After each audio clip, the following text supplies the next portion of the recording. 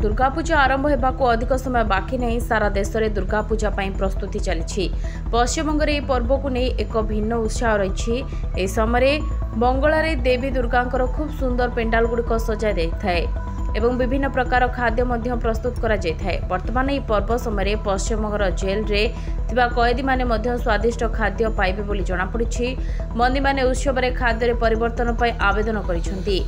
एभली परिस्थिति में षष्ठी ठारू दशमी पर्यंत जेल कर्तृपक्ष एही बंदी मानक पई किछि अलगा करती। ए बाबद अधिकारी माने कहिसें जे खाद्यर अल्प अंश को समय पूर्व संचय करी एहा करा जाय थाए, जहा द्वारा कोनोसी अतिरिक्त खर्च न हुए।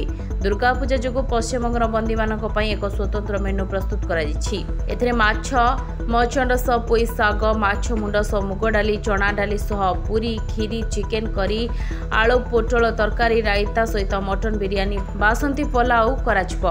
तेबे कैदी मुहरे सामान्य हस फुटाइबा प्रयास करा जाय थाए, वरिष्ठ जेल अधिकारी कहते। Report Dinalipi live.